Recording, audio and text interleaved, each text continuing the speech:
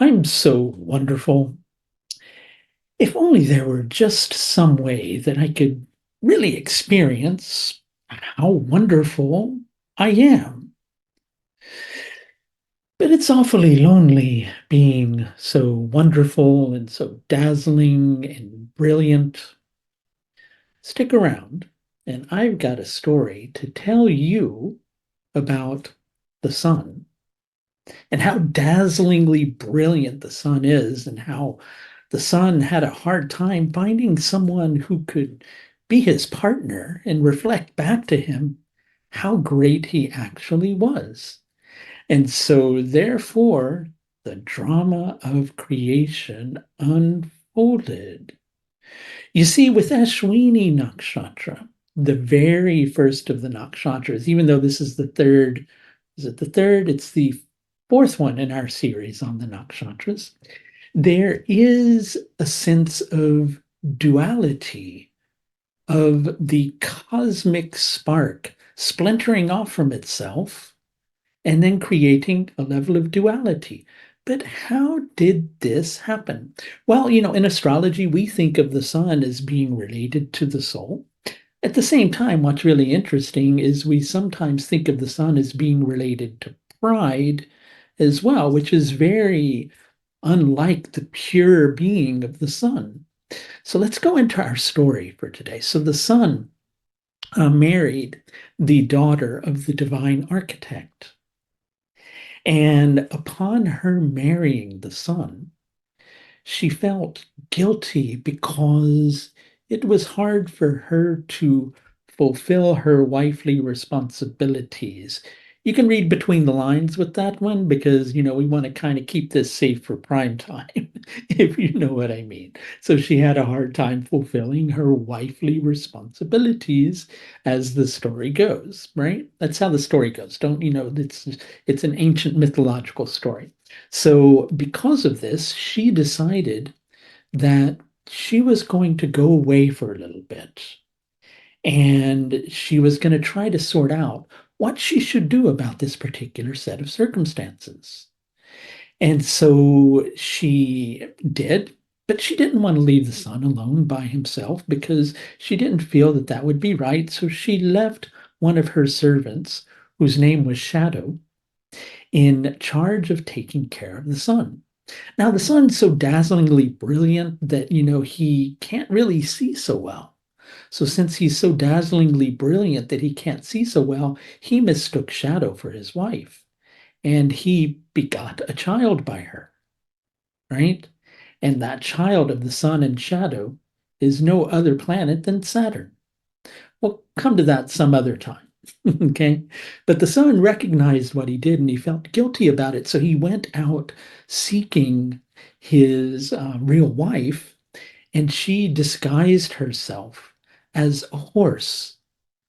And he actually changed himself to a horse and he had union with her.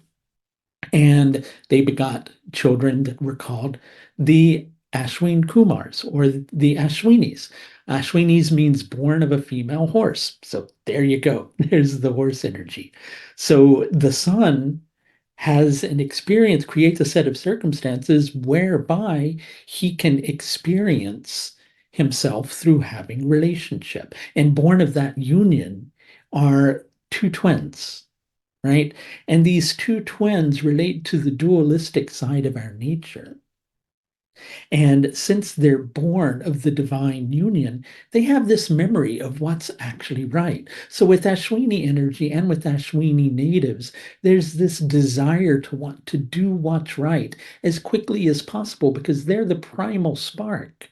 They're the very beginning. And so they're very quick to want to help in these particular circumstances. Plus, their parents were horses, right? So there's the swiftness of the horses applied to this particular set of circumstances. So, since there's also dualism, there's the desire to do what's right, but sometimes confusion about what actually is right. And then we have to work it out in terms of that whole concept that we were talking about over the last few videos, which were the culmination of the process. Again, the whole process has started again, where we've splintered off from ourselves, come into being, having an experience of duality, beginning to question what is right and wrong in sets of circumstances, trying to do what's right, trying to be strong enough to do what's right, but sometimes getting it wrong.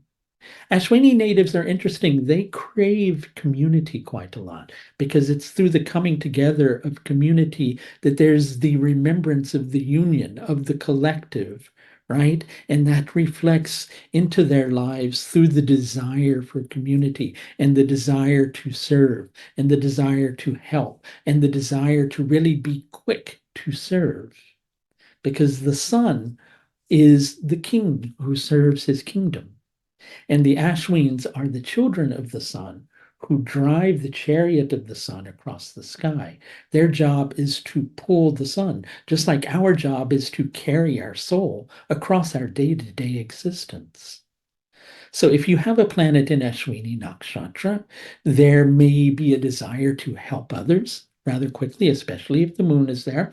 There can equally quite often be a level of duality to your thoughts, reaching a crossroads, not really sure what to do in any given set of circumstances. You may have a desire for community. All of these things are qualities of Ashwini Nakshatra.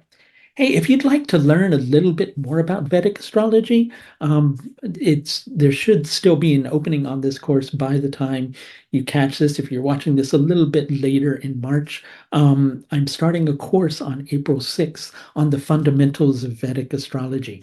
You're welcome to join. You can find details in my link tree if you're watching this anywhere else other than on YouTube. And if you're watching this on YouTube, you can find the details about the course at the link above.